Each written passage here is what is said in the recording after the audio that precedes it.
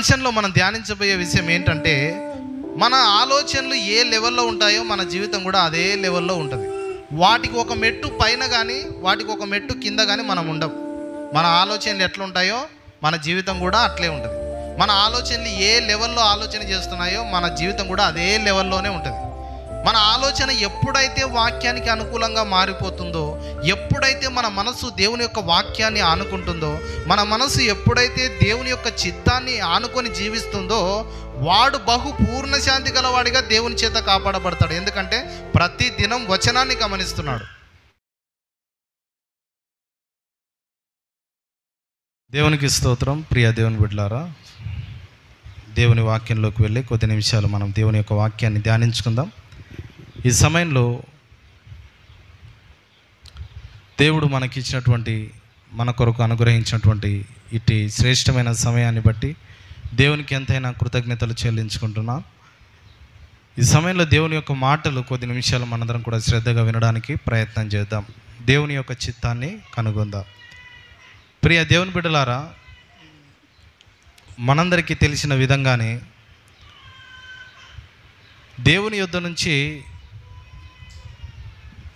కొన్ని ఆశీర్వాదాలు మన యొద్దకు రాకుండా కొన్ని ఆటంకాలు అనేటువంటివి ఉన్నాయి.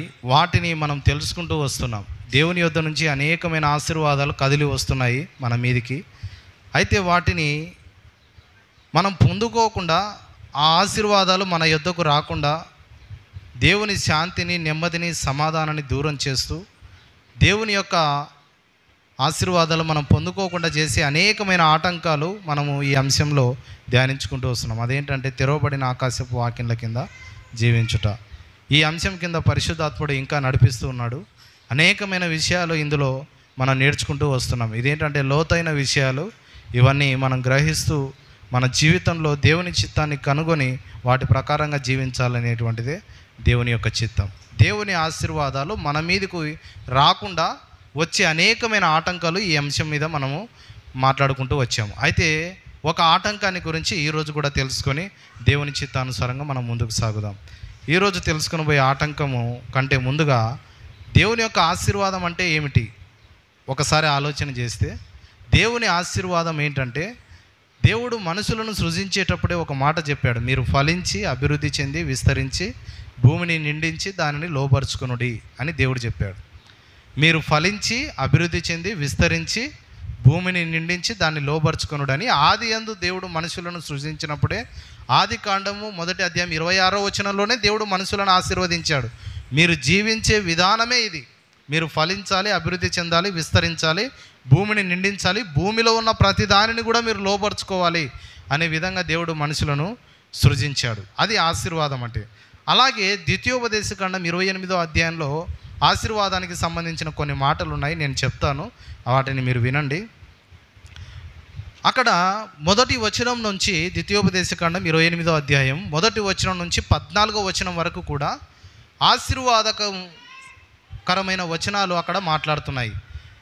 అవి గమనించినట్లయితే, నువ్వు పట్టణంలో దీవించబడదువు, పొలములో దీవించబడదువు, నీ గర్భఫలము నీ భూఫలము దీవించబడును, నువ్వు బయటకు వెళ్ళినప్పుడు దీవించబడదువు, లోపలికి వచ్చినప్పుడు దీవించబడదువు, నీ దుక్కటెద్దులు నీ పశువుల మందలు మేకల మందలు దీవించబడును, నీ శత్రువులు ఒక త్రోవలో నీ మీదకి వచ్చి 7 త్రోవలో పారిపోతారు, అలాగే నువ్వు చేయనదంతయు కూడా సఫలమవుతుంది, ఆకాశం అనే మంచి ధననిధిని తెరిచి దేవుడు దాని కాలమందు వర్షము మీ దేశం మీద దేవుడు కురిపిస్తాడు అనేటువంటి విషయాలు, అనేకమైన ఆశీర్వాదకరమైన వచనాలు. నువ్వు తలగా ఉంటావు కానీ తోకగా ఉండవు, నువ్వు పైన ఉన్నవాడిగా ఉంటావు కానీ కింద ఉన్నవాడిగా ఉండవు, నువ్వు అప్పిచ్చేదవు కానీ అప్పు చేయవు. అనేకమైన ఆశీర్వాదకరమైన వచనాలు 1వ వచనం నుంచి 14వ వచనం వరకు రాయబడ్డాయి. అయితే 15వ వచనం నుంచి మనం చదివితే శాపాన్ని గురించినటువంటి మాటలు అక్కడ రాయబడ్డాయి. శాపం కింద మనం బ్రతకాలని దేవుడు కోరుకోవట్లేదు. శాపం అంటే ఏంటంటే, ఎన్ని ప్రయత్నాలు చేసినా మనం ఓడిపోతున్నాం, ఎంత కష్టపడినా ఫలితం లేదు అనేటువంటిది, మనం శాపం కింద జీవిస్తున్నాం అనేటువంటిది మనకు చూపిస్తూ ఉంది. ఎక్కువ కష్టపడుతున్నారు కానీ కొన్నిసారి ఇంట్లో లాభం తక్కువ ఉంది, ఖర్చులు ఎక్కువ ఉంటున్నాయి, ఆదాయం తక్కువ ఉంటుంది. ఏమి సరిపోవట్లే, దేనికి సరిపోవట్లే. ఎంతో కష్టపడుతున్నాం, ఎంతో ప్రయాసపడుతున్నాం, సంపాదించాలని అనేక మార్గాలు వెతుకుతున్నాం, అనేక రకాలుగా కష్టాన్ని మనం వెచ్చిస్తున్నాం, కానీ దానికి తగిన ఫలితము మనకు దక్కట్లేదు. ఎందుకంటే దానినే మనం శాపం కింద బ్రతకడం అనేటువంటిది మనం చూస్తున్నాం. అయితే ఆశీర్వాదం కింద బ్రతికినట్లయితే చాలా త్వరగా మన జీవితంలో కార్యాలు జరగడం మనం చూస్తాము. దేవుని యొక్క సమాధానం మనం పొందుకొని దేవుని యొక్క చిత్తాన్ని కనుగొనిన వారంగా మనం జీవించగలుగుతాం అనేటువంటి విషయాలను మనం గమనించినట్లయితే, ప్రియ దేవుని బిడ్డలారా, ఈ విధంగా ఆశీర్వాదాల కింద జీవించకుండా శాపం కింద మనం జీవించేటట్లు చేసేది దేవుడు కాదు. కానీ మనము చేసే కొన్ని పనులు ఉన్నాయి, వాటిని చేయకపోవడం ద్వారానే దేవుని యొక్క ఆశీర్వాదాలు మన దగ్గరికి రాకుండా అవి మధ్యలోనే ఆగిపోతున్నాయి అనేటువంటి విషయాన్ని ఇందులో ధ్యానించుకుంటూ వస్తున్నాం. అయితే ఈరోజు మనం నేర్చుకునబోయే అంశం ఏంటంటే, వ్యర్థమైన ఆలోచనలు వలన మనము దేవుని యొక్క చిత్తాన్ని నెరవేర్చలేకపోతున్నాం. అలాగే దేవుని యొక్క ఆశీర్వాదాలు మన జీవితంలోకి రావడం లేదు. వాటిని గురించి కొన్ని విషయాలు పరిశుద్ధ గ్రంథంలో దేవుడు చూపిస్తున్న విషయాలు మనం గమనించి ముందుకు సాగుదాం. ప్రియ దేవుని బిడ్డలారా, మనం గమనించినట్లయితే యెషయా గ్రంథంలో ఒక మాట చదివాం. అదేంటంటే, ఎవని మనసు నీ మీద ఆనుకునునో వానిని నువ్వు పూర్ణ శాంతి గలవానిగా కాపాడుదువు, ఏల అనగా అతడు నీ యందు విశ్వాసం ఉంచి ఉన్నాడనే మాటను మనం అక్కడ చదివాం. ఎవని మనసు నీ మీద ఆనుకును వానిని నువ్వు పూర్ణ శాంతి గలవానిగా నువ్వు చేసేదవు అనే మాటను మీరు గమనించండి. ఎవరి మనసు అయితే దేవునికి దగ్గరగా ఉంటుందో, ఎవరి మనసు అయితే దేవుణ్ణి ఆనుకుంటుందో వానిని దేవుడు పూర్ణ శాంతి గలవానిగా కాపాడతాడంట. ఎన్నో సమస్యలు ఎదుర్కొంటుంటాం. అయితే మన ఆలోచన విధానం ఎట్లుంది అనేటువంటిది ఒకసారి ఆలోచన చేయాలి. మన ఆలోచన, మన మనసు దేవుని చిత్తానికి అనుకూలంగా ఉందా, లేకపోతే మన ఆలోచనలు దేవునికి వ్యతిరేకంగా పనిచేస్తున్నాయి అనేటువంటిది ఒకసారి మనల్ని మనము పరీక్షించుకోవాలా. ఇతరులను పరీక్షించడం కాదు, కానీ మనల్ని మనం పరీక్షించుకోవాలా. మన ఆలోచనలు దేవునికి ఇష్టంగా ఉన్నాయా, మన మనసు దేవునికి ఇష్టంగా అనుకూలించి ముందరికి వెళ్తుందా అనేటువంటి విషయాలను గమనించుకుంటూ మనల్ని మనం పరీక్షించుకుంటూ మనల్ని మనం సరి చేసుకుంటూ ముందరికి వెళ్ళినట్లయితే మన జీవితము ఆశీర్వాదకరంగా ఫలభరితంగా ఉండడం అనేటువంటిది మనము చూడవచ్చు. హల్లెలూయా. ఈ అంశంలో మనం ధ్యానించబోయే విషయం ఏంటంటే, మన ఆలోచనలు ఏ లెవెల్లో ఉంటాయో మన జీవితం కూడా అదే లెవెల్లో ఉంటుంది.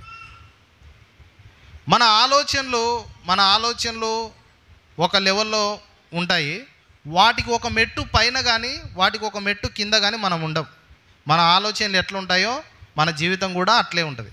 మన ఆలోచనలు ఏ లెవెల్లో ఆలోచన చేస్తున్నాయో మన జీవితం కూడా అదే లెవెల్లోనే ఉంటుంది. మన ఆలోచన ఎప్పుడైతే వాక్యానికి అనుకూలంగా మారిపోతుందో, ఎప్పుడైతే మన మనసు దేవుని యొక్క వాక్యాన్ని ఆనుకుంటుందో, మన మనసు ఎప్పుడైతే దేవుని యొక్క చిత్తాన్ని ఆనుకొని జీవిస్తుందో, వాడు పూర్ణ శాంతి గలవాడిగా దేవుని చేత కాపాడబడతాడు. ఎందుకంటే ప్రతి దినం వచనాన్ని గమనిస్తున్నాడు. అర్థమవుతుందండి?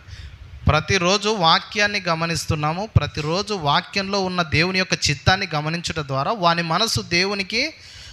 మనసు దేవునికి దగ్గరగా ఉంది. వాళ్ళు దేవునికి ఇష్టంగా ఆలోచన చేస్తున్నారు.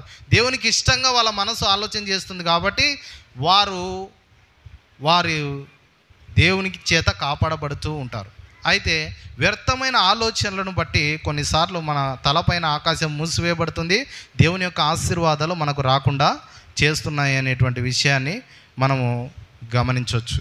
అయితే ఇక్కడ కూడా మత్తయి సువార్త 15వ అధ్యాయంలో కొన్ని మాటలు మనం చదివినాం కదా, అక్కడ కూడా కొన్ని విషయాలు రాయబడ్డాయి. అదేంటంటే,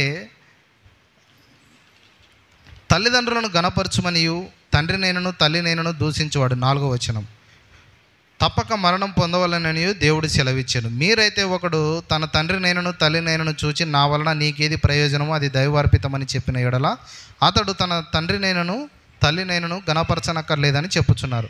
మీరు మీ పారంపర్యాచారం నిమిత్తమై దేవుని వాక్యము నిరర్థకము చేయుచున్నారు. పారంపర్యాచారం నిమిత్తము దేవుని యొక్క వాక్యము నిరర్థకం చేయుచున్నామంట. పారంపర్యాచారం అంటే ఏంటి? కొన్ని సంవత్సరాలుగా ఏదైనా ఆచరించుకుంటూ వచ్చినామనుకోండి, అదే వాళ్ళకు ధర్మశాస్త్రం. వాళ్ళ ముత్తాతలు, వాళ్ళ జేజనాయనలు, వాళ్ళ అవ్వలు, తాతలు ఏదైతే చెప్పారో అదే వాళ్ళకు ముఖ్యం. అదే వేదం, అదే బైబుల్, అదే వాళ్ళకు మార్గదర్శి. యేసు నమ్మిన తర్వాత, ప్రభు అయిన క్రీస్తు నమ్మిన తర్వాత ఆయన ఏం చెప్తున్నాడో ఆయనకి ఇష్టంగా మారకుండా, అంటే దేవుని వాక్యంలో ఉన్న ఆశీర్వాదాలు, దేవుని వాక్యంలో దాగి ఉన్న స్వస్థత, దేవుని ఒక వాక్యంలో ఉన్నటువంటి సమాధానము, దేవుని వాక్యంలో దాగి ఉన్న నెమ్మది మనకు దొరకకుండా ఏం చేస్తుందంటే మన ఆలోచనలు చేస్తున్నాయి. అందుకే ఇక్కడ ఏం రాయబడింది? వారు తమ పెదవులతో నన్ను ఆరాధిస్తున్నారు కానీ వారి హృదయాలు నాకి, పెదాలతో వాళ్ళు నన్ను ఆరాధిస్తున్నారు కానీ వాళ్ళ హృదయాలు మాత్రం నా వాక్యమునకు దూరంగా ఉన్నాయి. నా మనసు ఒకటి ఆలోచన చేస్తుంది, నా చిత్తం ఒకటి ఉంది, కానీ వాళ్ళ చిత్తం వేరే ఉంది. వాళ్ళ ఆలోచనలు, వారి మనసు నాకు దూరంగా ఉందని దేవుడు బాధపడుతున్నాడు. వారు పెదవులతో నన్ను గణపరుస్తున్నారు, స్తుతి స్తోత్రం హల్లెలూయా దేవా అని చెప్పి అనుదినం గణపరుస్తున్నారు, కానీ వారి హృదయం మాత్రము నా వాక్యమును గ్రహించకుండా, నా ఆలోచనలు గ్రహించకుండా, నా చిత్తాన్ని గ్రహించకుండా వాళ్ళ మనసు దూరంగా ఉంది అని దేవుడు మాట్లాడుతున్నాడు. దానిని ఇక్కడ మనము చదవగలుగుతున్నాం. అయితే కొన్నిసార్లు మన ఆలోచనలు పారంపర్యాచారం వలన దేవుని యొక్క వాక్యము నిరర్థకం చేస్తున్నాం. అదేంటంటే అక్కడ ఒక మాట రాయబడింది, తల్లిదండ్రులను గణపరచవలనని దేవుడు చెప్తున్నాడు. అయితే దాన్ని మీరు నిరర్థకం చేస్తున్నారు. అదేంటి?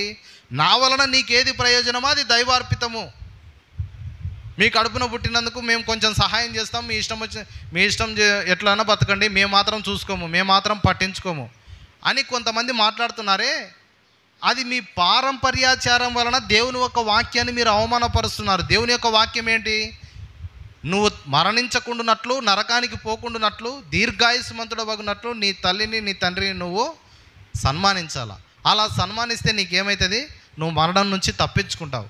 అది పక్కన పెట్టి వాళ్ళు లోకానుసారంగా జీవించుట ద్వారా వారి పారంపర్యాచారముల ప్రకారం వాళ్ళు వెళ్తున్నారు, కానీ దేవుని యొక్క వాక్యాన్ని గమనించట్లేదు. అందుకే యేసు ప్రభు అంటాడు, వేషధారులారా, మీరు దేవుణ్ణి నోటితో గణపరుస్తారు కానీ మీ హృదయాలు మాత్రము దూరంగా ఉన్నాయని యెషయా ప్రవక్త చెప్పిన మాట నిజమే అని అంటున్నాడు. అయితే ఆ విధంగా ఉండకూడదు. అసలు ఇది నిజమేనా? ఇది సత్యమేనా? మన ఆలోచనలు ఏ విధంగా ఉంటే మన జీవితం కూడా ఆ లెవెల్లోకి వెళ్తుందా? మన ఆలోచనను సరి చేసుకుంటే దేవుని యొక్క ఆశీర్వాదాలు పొందుకుంటామనే విషయాలు 2 ఉదాహరణలు చూపించి నేను ప్రార్థన చేస్తాను. రోమాపత్రిక 4వ అధ్యాయానికి తిప్పుదాం.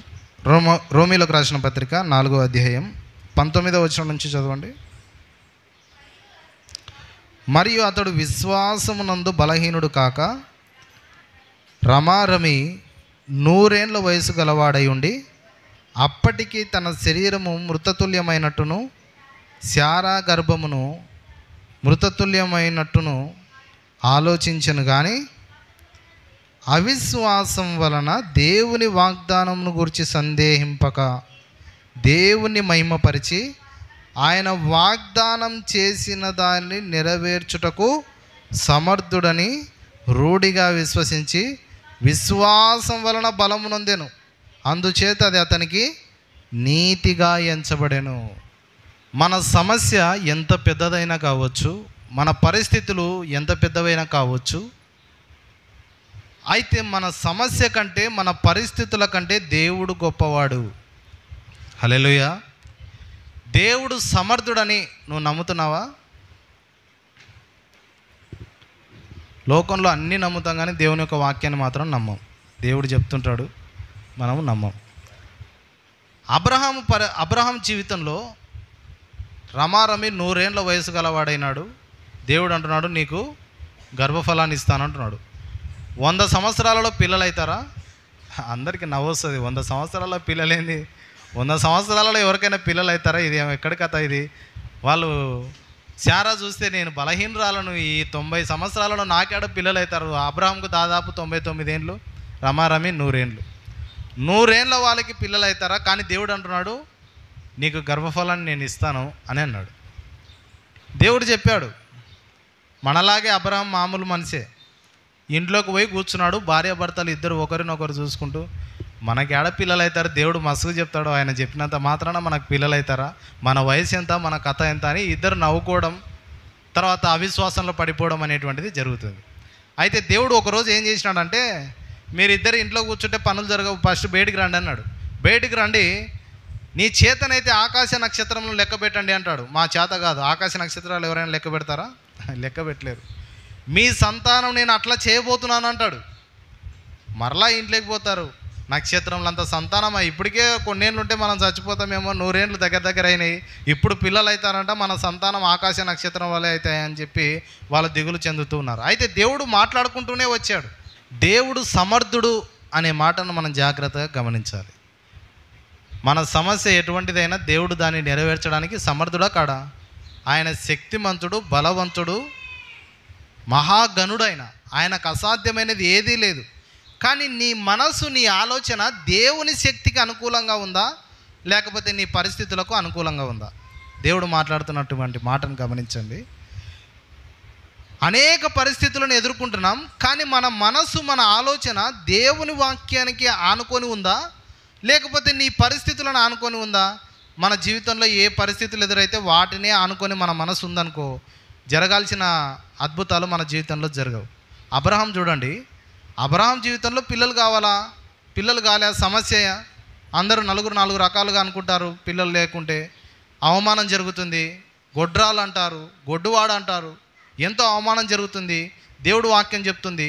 కానీ వాళ్ళు చాలా కాలం ఇట్లా అభ్యసించి ఒకానొక సమయంలో రమారమి 100 ఏళ్ల వయసు గలవాడైనప్పుడు అనే మాట మనం 19వ వచనంలో చదివినాం కదా, రోమాపత్రిక 4:19. మరియు అతడు విశ్వాసమునందు బలహీనుడు గాక రమారమి 100 ఏళ్ల వయసు గలవాడై ఉండి అప్పటికి తన శరీరం మృతతుల్యమైనట్టును శారాగర్భమును మృతతుల్యమైనట్టును ఆలోచించను, కానీ అవిశ్వాసం వలన దేవుని వాక్యమును గురించి సందేహింపక.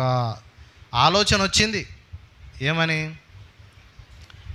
ఇది అసాధ్యమైన కార్యం, ఇది సాధ్యం కాదు అనే ఆలోచన వచ్చింది. కానీ ఒకవేళ ఈ ఆలోచన ద్వారా దేవునికి అవమానం జరుగుతుందేమో అని చెప్పి దాన్ని పక్కన పెట్టి దేవుని మహిమపరిచి వాగ్దానం చేసిన దాన్ని నెరవేర్చుటకు సమర్థుడని రూఢిగా విశ్వసించాడు. దేవుడు సమర్థుడని రూఢిగా విశ్వసించాల. నా జీవితాన్ని మార్చగలడు, నా మనస్సును మారుస్తాడు, నా కుటుంబాన్ని మారుస్తాడు, సమర్థుడు, నా వ్యాధుల నుంచి ఆయన బయట పడేస్తాడు, నా పరిస్థితుల నుంచి ఆయన బయటికి నడిపిస్తాడు అని చెప్పి రూఢిగా ఆయన సమర్థుడు అని నమ్మాలి. కానీ ఆయన శక్తిని నమ్మకుండా మనము ఆయన ఎంత బలం కలిగిన వాడో అది నమ్మకుండా మన సమస్యలే బలం కలిగినవి అనుకుంటున్నాం. అందుకే మనం సమస్యలను చాలాసార్లు జయించాం, సమస్యలే మనల్ని జయిస్తున్నాం. అందుకే ఆశీర్వాదం కలిగి మనం జీవించాలి. ఆశీర్వాదం అంటే ఏంటి? ఫలించి, అభివృద్ధి చెంది, విస్తరించి, భూమిని నిండించి, భూమిలో ఉన్న ప్రతి సమస్యను లోబరుచుకోవాలా, సాతాను కాళ్ళ కింద అనగదొక్కాలా. అది ఆశీర్వాదం అంటే. అయితే మన మనసు దేనిని ఆనుకొని ఉంది? మన మనస్సు, మన ఆలోచనలు ఏ లెవెల్లో ఉంటాయో మన జీవితం కూడా అదే లెవెల్లో ఉంటుంది. దానికి ఒక మెట్టు పైన కానీ దానికి ఒక మెట్టు కింద కానీ మనం ఉండం.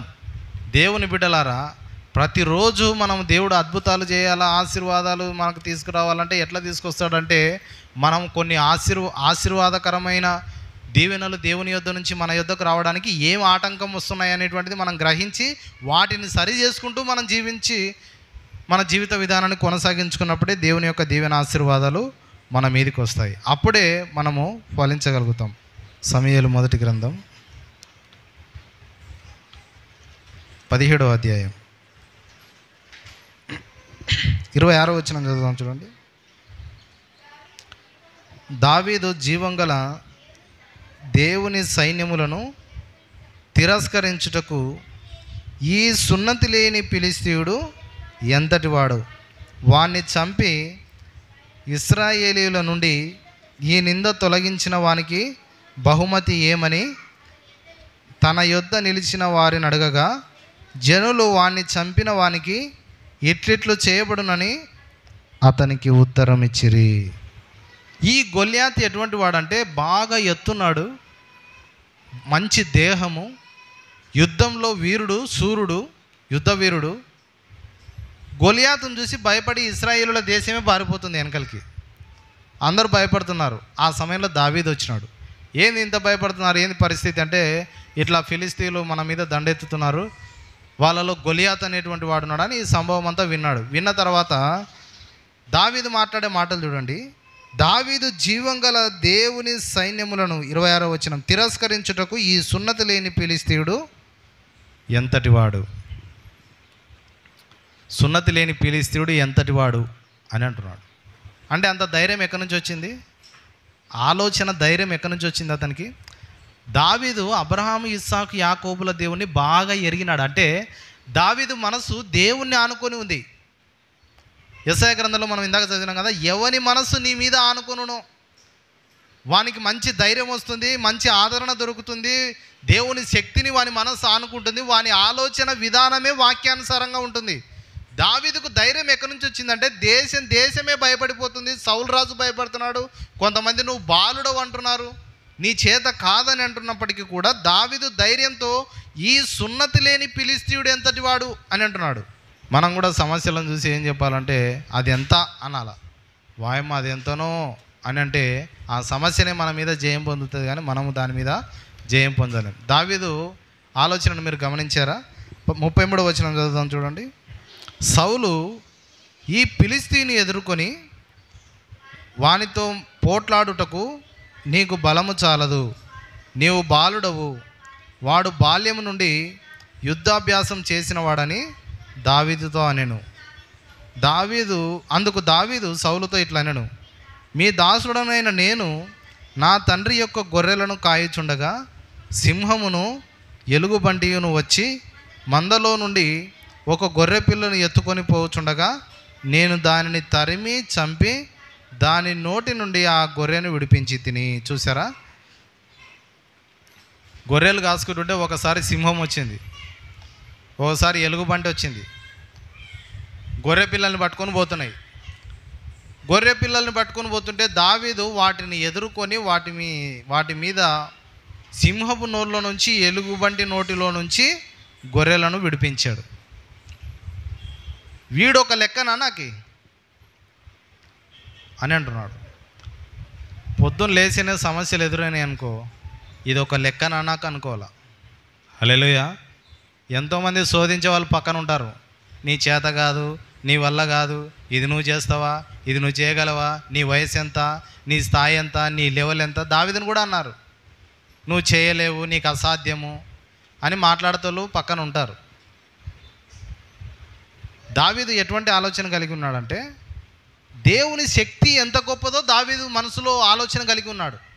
దేవుని బలం ఎంత గొప్పది అది ముఖ్యం దావీదుకు, దేవుని శక్తి ఎంత గొప్పది అది ముఖ్యం. దేవుడు ఎంత గనుడు, అసాధ్యమైనవి కూడా సాధ్యపరచగలిగినటువంటి దేవుడే మనం నమ్ముకున్న దేవుడు. కాబట్టి ఈ సమస్య నాకెంత, దీనిని జయించడానికి దేవుడు నాకు శక్తిని ఇస్తాడని ఆలోచన చేసి చూడు, అది చాలా చిన్న కనపడుతుంది. హల్లెలూయా. ₹1 కాయిన్ ఉందనుకోండి, అది కన్నుకి దగ్గర పెట్టుకొని చూసినాం అనుకోండి, ఇట్లా దగ్గర పెట్టుకొని రూపాయితో ఈ కన్ను దగ్గర పెట్టుకొని ఇట్లా చూసినాం అనుకోండి, మీరందరూ కనపడతారా? మీరందరూ కనపడరు. నాకు కనపడేది ఈ రూపాయి ఒక్కటే కనపడుతుంది ఇట్లా పెట్టుకొని చూస్తే. అయితే ఈ రూపాయిని ఇంత దూరం పెట్టి నేను చూశాను అనుకోండి, ఇది కనపడుతుంది, మీరందరూ కనపడతారు, మొత్తం అంతా కూడా కనపడుతుంది. సమస్యను ఎట్లా చూడాలంటే, అనేక సమస్యలను మనం ఎదుర్కొంటుంటాము, వాటిని కండ్ల దగ్గర పెట్టుకొని దగ్గరగా చూడకూడదు వాటిని. ఇశ్రాయేలీయులందరూ గొలియాతుని ఎక్కడి నుంచి చూశారు?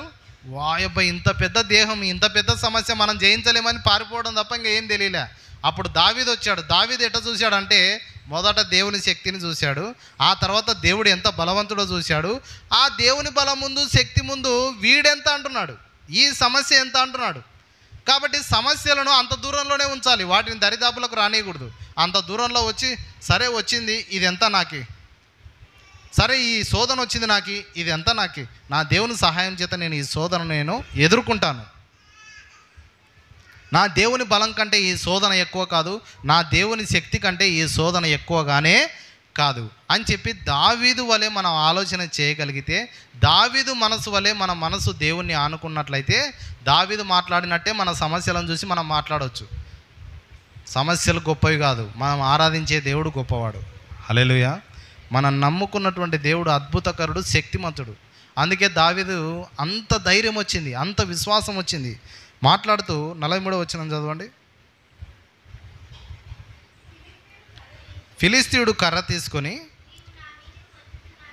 నీవు నా మీదకి వచ్చుచున్నావే, నేను కుక్కనా అని దావీదుతో చెప్పి తన దేవతల పేరట దావీదును శపించను. ఇక్కడ గమనించినట్లయితే సరే నువ్వు చెప్తే వినేటట్లు లేవు కానీ గొలియాతుతో కొట్లాడిపోయింగబో, ఉంటే ఉంటాడు పోతే ఒకడే పోతాడని చెప్పి దావీదును పంపించినారు. యుద్ధం ఆడిపో, వీనికి గర్వం ఎక్కువ ఉంది, వీడు ఎర్రగా ఉన్నాడు కదా అందుకే వీనికి గర్వం ఎక్కువ, వీడు తుంటరోడు ఎప్పుడు, అందుకే వీళ్ళ నాయననే వీడిని భరించలేక గొర్రెలు గాయనికి అడవికి పంపించినాడు. వీడు ఎప్పుడు గర్వపు మాటలే మాట్లాడతాడు. వాళ్ళ అన్నలు కూడా అన్నారు, ఒరే మేమే వెనకలకు పారిపోతుంటే నీకెందుకు అంత గర్వము, ఆ ఫిలిస్తీను నువ్వు జయిస్తావంటే నిశ్చయంగా నేను జయిస్తాను, వాడెంత దేవుని కంటే గొప్పోడా, మనం దేవుని నిబంధనలో ఉన్నాం, దేవుని బిడ్డలం మనము, ఈ సమస్యను జయించలేకపోతే మనము వాడెంతటి వాడు, మనం ఏ లెవెల్లో ఉన్నాం వాడే లెవెల్లో ఉన్నాడు అని చెప్పి దావీదు దేవుని శక్తితో బలం చేత ముందరికి బయలుదేరాడు. సరే నువ్వు చెప్తే వినేటట్టు లేవు కానీ ఒక శిరస్త్రాణము అంత డాలు అన్నీ ధరింపజేసి బల్లెం ఇచ్చి ఇంక పోయి కొట్లాడిపో గొలియాతుతో అని చెప్పి పంపిస్తే దావీదుకి ఇదంతా చిద్రభద్రం అయిపోయింది. ఎందుకంటే యుద్ధం కాదు కదా చేసేది, యుద్ధ వీరుడు కాదు కదా దావీదు, గొర్రెలు కాసుకునేతోడు. గొర్రెలు కాసుకునేతోని కాడ ఏముంటాయి, మహా అంటే చేతిలో ఒక కర్ర ఉంటుంది, మాసిపోయిన బట్టలు, లేకపోతే ఏదో చిన్న పరికరాలు, ఏమైనా పశువులకు గాయాలైతే, ఇంకా అంతకుమించి గొర్రెలు కాసుకునే దగ్గర ఏముండదు. ఈయన చిన్నప్పటి నుంచి గొర్రెలు కాసుకునేదే పని. గొలియాత్ ఏమో యుద్ధ వీరుడు, తలకు అది పెట్టుకున్నాడు, శరీరానికి అంతా డాలు ధరించుకున్నాడు, ఒక బల్లెం చేతిలో పట్టుకున్నాడు, యుద్ధ వీరుడు ఎట్లున్నాడో అట్లున్నాడు. సరే నువ్వు కూడా పోయి ఏమన్నా అయితే నీకు గాయం తలవకుండా ఉంటుందని ఇవన్నీ తలిగిస్తే ఇవన్నీ శిథిరభద్రంగా ఉన్నాయి నాకు వద్దు అని చెప్పి అన్నీ తీసి పడేసి ఆ గొర్రెలు కాసుకునే కర్రను చేత పట్టుకొని పోతాడు. పోతా మధ్యలో ఒక 5 రాళ్ళు ఏరుకుంటాడు, నున్నని రాళ్ళు 5 రాళ్ళు ఏరుకొని వాటిని ఒడిసెల్లో పెట్టుకొని బయలుదేరుతాడు.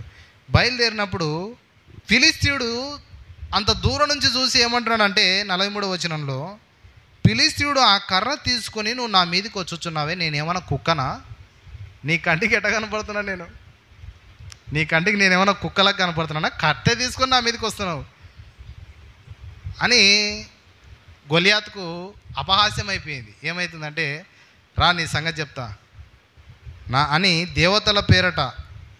తన దేవతల పేరట గొలియాతు శపించడం ప్రారంభించాడు. ఏమని 44వ వచనం, నా దగ్గరికి రమ్ము, నీ మాంసమును ఆకాశ పక్షులకును భూమృగములకును ఇచ్చివేతునని ఆ ఫిలిస్తీయుడు దావీదుతో అనగా, దావీదు నీవు కత్తియు ఈటయు బల్లెమును ధరించుకొని నా మీదికి వచ్చుచున్నావు, అయితే నీవు తిరస్కరించిన ఇశ్రాయేలీయుల సైన్యములకు అధిపతియగు యెహోవా పేరట నేను నీ మీదకి వచ్చుచున్నాను. చూసారా, శక్తి బలం వచ్చేసింది. ఇంకా నువ్వు చేతుల కర్ర పట్టుకొని బల్లెం పట్టుకొని అనేక ఆయుధాలు ధరించుకొని నా మీదకి వస్తున్నావు, కానీ నేను ఎవరి పేరట వస్తున్నానో అది బాగా తెలుసుకో. నువ్వు నేను ఎట్లా వస్తున్నానో తెలుసా, జీవం గల దేవుడు సైన్యములకు అధిపతియగు యెహోవా పేరట నేను నీ మీదకి వస్తున్నాను.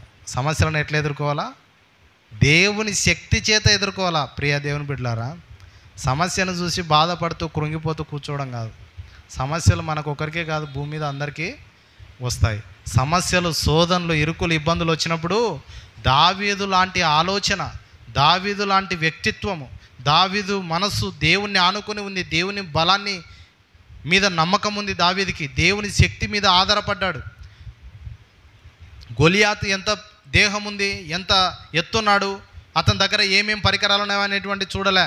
నువ్వు నీ దగ్గర ఏమేమి ఉన్నాయో వాటిని బట్టి నీ ధైర్యం ఉంది, కానీ నా ధైర్యం ఏంటి, జీవం గల దేవుడు సైన్యములకు అధిపతి అయిన యెహోవా పేరట నేను నీ మీదకి వచ్చుచున్నాను. అదే ధైర్యము దావీదుకి. అటువంటి ధైర్యం మనం కలిగి ఉండాలి. చూసారా, మన ఆలోచన ఏ లెవెల్లో ఉంటుందో మన విజయం కూడా అదే లెవెల్లో ఉంటుంది. హల్లెలూయా. మన ఆలోచన ఎప్పుడైతే వాక్యానికి అనుకూలంగా మారిపోతుందో, మన ఆలోచనలు, మన మనసు ఎప్పుడైతే దేవుని చిత్తాన్ని ఎరుగుతుందో, మన హృదయంలో ఎప్పుడైతే దేవుని యొక్క వాక్యం నింపబడుతుందో, మన నోటి మాటలు దేవుని యొక్క వాక్యాన్ని ఎప్పుడైతే ఉచ్చరిస్తాయో, మన ఆలోచనలు ఎప్పుడైతే దేవుని మనసును ఆనుకుంటాయో, అప్పుడు నిశ్చయంగా మనకు దేవుని యొక్క దీవెనలు మన మీదికి వస్తాయి. ఆ విధంగా మనం మాట్లాడాలి. మనము చేసేది పోరాటం ఎవరితో? మన పోరాటము వ్యక్తులతో కాదు, శరీరంగా కనపడుతున్న మనుషులతో కాదు. ఒక విశ్వాసి పోరాటం ఎవరితో? ప్రతిరోజు విశ్వాసి మనసులో పోరాటం ఉంటుంది. ఏంటంటే వాక్యాన్ని గురించిన పోరాటం. వాక్యం ఒకటి చెప్తుంది, నా జీవితం ఎందుకు ఇట్లా అయిపోతుంది. వాక్యంలో మనసులో ఒక పోరాటం, దురాత్మల చేత, సాతాను శక్తుల చేత మన మనసులో పోరాటం జరుగుతూనే ఉంటుంది. ఆ పోరాటంలో మన మనసు దేవుని యొక్క వాక్యాన్ని ఆనుకునేదిగా ఉన్నట్లయితే మనం నిశ్చయంగా మన సమస్యలను జయించి దేవుని యొక్క చిత్త ప్రకారం మనము ముందరికి వెళ్ళగలము. అదే దేవుని యొక్క వాక్యము మనకు గుర్తు చేస్తుంది. 23-24 మార్క్స్ వార్త. ఎవడైనను ఈ కొండను చూచి నువ్వు ఎత్తబడి సముద్రంలో పడవేయబడుమని చెప్పి తన మనస్సులో సందేహింపక తాను చెప్పినది జరుగునని నమ్మిన ఎడల వాడు చెప్పినది జరుగునని మీతో నిశ్చయముగా చెప్పుచున్నాను. అందుచేత ప్రార్థన చేయనప్పుడు మీరు అడుగుచున్న వాటినెల్లా పొంది ఉన్నామని నమ్ముడి, అప్పుడు అవి మీకు కలుగునని మీతో చెప్పుచున్నాను. చూసారా? 24వ వచనంలో అందుచేత అని అంటున్నాడు. ఎందుచేత అంటే 23వ వచనాన్ని గమనించమని మనకు గుర్తు చేస్తుంది. ఎవడైనను ఈ కొండను చూచి, అంటే కొండను పోలిన సమస్యలను చూచి నువ్వు ఎత్తబడి సముద్రంలో పడవేయబడమని చెప్పి తన మనసులో సందేహింపక తాను చెప్పినది జరుగునని నమ్మిన ఎడల వాడు చెప్పినది జరుగునని మీతో నిశ్చయంగా చెప్తున్నాను. మీరు ఏం చెప్తే అది జరుగుతుంది అని నిశ్చయంగా చెప్తున్నాను అంటున్నాడు. అందుచేత ప్రార్థన చేయనప్పుడు మీరు అడుగుచున్న వాటినెల్లా పొంది ఉన్నామని నమ్ముడి, అప్పుడు అవి మీకు కలుగునని మీతో చెప్తున్నాను. ప్రార్థన చేసినప్పుడు అన్నీ పొందుకున్నామని నమ్మితే అవి కలుగుతాయంట. ఏమి ప్రార్థన చేసి అవి దేవుడు ఇస్తాడా? మత్తయి సువార్త 21-22 చదవండి. మత్తయి సువార్త 21-22. మరియు మీరు ప్రార్థన చేయనప్పుడు వేటిని అడుగుదురో అవి దొరుకునని నమ్మిన ఎడల మీరు వాటన్నిటినీ పొందుదురని వారితో చెప్పాను. ప్రార్థన చేసినటువంటి పొందుతామా? పొందుతామా? అన్నీ ప్రార్థన చేసే దేవుడు కొన్ని ఇస్తాడు. ఇది బాగా ఇష్టం క్రైస్తవులకు, దేవుని నమ్మిన బిడ్డలకు. ఎన్నో ప్రార్థన చేస్తే దేవుడిచ్చేది కొన్ని, ఎన్నో అడిగితే దేవుడిచ్చేది మాత్రం కొన్ని అని అడుగుతారు. ఈ వచనాన్ని ఉన్నది ఉన్నట్లుగా ఎందుకు తీసుకోరు? చాలాసార్లు నా ప్రసంగం కొంతమందికి వేరే చోట ప్రసంగం చేస్తే కోపం వస్తుంది. భలే గర్వం ఉంది, దేవుడు ఎట్లా ఇస్తాడు, మనం మాట్లాడితే జరుగుతుంది, ఆశీర్వాదాలను వచ్చి పడతాయా? ఎట్లా పడతాయి ఆశీర్వాదాలు? అంత సులువుగా వస్తాయా? అంటే ఎట్లా బోధిస్తారు మీరు అంత గట్టిగా? ఎట్లా చెప్పగలుగుతారంటే వాక్యం చెప్తుంది ఉన్నది ఉన్నట్లుగా ఎందుకు మనం తీసుకోలేకపోతున్నాం? మీరు అడుగుచున్న వాటి ఎలా పొంది ఉన్నామని నమ్ముడి అని దైవ గ్రంథం మాట్లాడుతుంది. హల్లెలూయా. మీరు అడుగుచున్న వాటినెల్లా మీరు పొందుతారంట. హల్లెలూయా. ఇక్కడ ఎంతమంది ప్రార్థన చేస్తారు? ఇదేంది కొత్త క్వశ్చన్? ఎంతమంది ప్రార్థన చేస్తారండి? అందరం ప్రార్థన చేసుకునే తోళ్ళమే, అందరం దేవుని బిడ్డలమే అంటారు కదా. ప్రార్థనలో ఏమని ప్రార్థన చేస్తారు? ఏమేమో అడుగుతాం. మేమైతే ప్రార్థన చేస్తాం, మాకున్న భారములను బట్టి, మాకున్న అవసరతలను బట్టి మేము ప్రార్థన చేస్తాం. సంఘం గురించి ప్రార్థన, దేశం గురించి ప్రార్థన, తర్వాత ఎవరైనా అనారోగ్యంతో ఉంటే వారి కొరకు ప్రార్థన. సొంత ఇల్లు లేదు ప్రభా, సొంత ఇల్లు కూడా మాకు అనుగ్రహించు. ఏమేమి ప్రార్థనలు, విన్నపాలు ఉంటాయి. అయితే దేవుడు వీటన్నిటిని చేస్తాడా అనేటువంటి విషయాల్లో క్వశ్చన్ మార్క్ వేసుకుంటే కొన్నిసార్లు ప్రార్థన చేస్తున్నాం కానీ అన్నీ దొరుకుతలేవు, అన్నీ దొరకడంలే. కానీ వాక్యం ఏం చెప్తుంది? మీరు ప్రార్థన చేస్తున్నప్పుడు వేటినైతే అడుగుతారో వాటన్నిటిని మీరు పొందుకుంటారని వాక్యం చెప్తుంది. అంటే మనం ఏం చేయాలా? మన మనసు వాక్యానికి అనుకూలంగా మార్చుకోవాలా. హల్లెలూయా, హల్లెలూయా. ప్రార్థన చేస్తున్నాము, దేవుడు ఇస్తాడయ్యాడా? కొంతమంది ప్రార్థన చేస్తారు, ఆమేన్ అంటారు, ఇంకా ఆడికే అయిపోయింది. అది దేవుడు ఇస్తాడనే విశ్వాసం, నమ్మకం అనేటువంటిది ఉండదు. ప్రార్థన చేస్తున్నప్పుడు, దేవుడిని అడుగుతున్నప్పుడు దేవుడు నిశ్చయంగా ఇస్తాడు. అట్లయితే నేను కొన్ని ప్రార్థన చేసినాను దేవుడు ఇవ్వలేదు అంటారు కొంతమంది. వాక్యం ఏం చెప్తుందంటే, నా యందు మీరును మీ యందు నా మాటలు నిలిచి ఉన్న యెడల మీకు ఏది ఇష్టమో అడుగుడి. అంటే దేవుని వాక్యమునకు అనుకూలంగా మన ఆలోచనలు మారతాయి. ఆయన వాక్యం మన యందు ఉంటే, మన మనసు దేవుని చిత్తాన్ని ఎరుగుతుంది ఆయన వాక్యం మన దగ్గర ఉంటే. అప్పుడు దేవునికి ఇష్టమైన ఇష్టాలన్నీ మన ఇష్టాలుగా మారిపోతాయి. దేవునికి ఏదైతే నచ్చుతుందో అదే మనం అడుగుతాం, దేవునికి నచ్చంది మనం అడగం. దేవునికి ఏదైతే నచ్చుతుందో అదే మనం అడుగుతాం. అప్పుడు అది ఇస్తాడయ్యాడా? న్యాయమైన ప్రార్థనకు న్యాయమైన విజ్ఞాపనకు దేవుడు ఖచ్చితంగా జవాబిస్తాడు. హల్లెలూయా. అయితే నమ్మడమే కావాలి. ఇప్పుడు సందేహింపక అడుగుడి, సందేహింపక మాట్లాడండి. రెండు మనసులుంటే సందేహం వస్తుంది.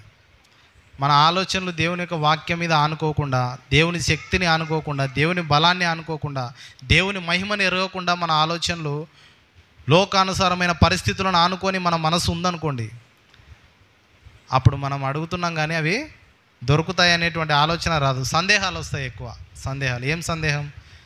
దేవుడు చేస్తాడో చేయడు, దేవుడు ఇస్తాడో ఇయ్యడు అనేటువంటి సందేహాలు మనకు వస్తాయి. కానీ విశ్వాసంతో మనస్ఫూర్తిగా దేవుని సన్నిధిలో ప్రార్థన చేస్తే దేవుడు మనల్ని దీవించి ఆశీర్వదిస్తాడు. అట్టి దీవెన భాగ్యము దేవుడు మనందరికీ కలగజేయునుగాక.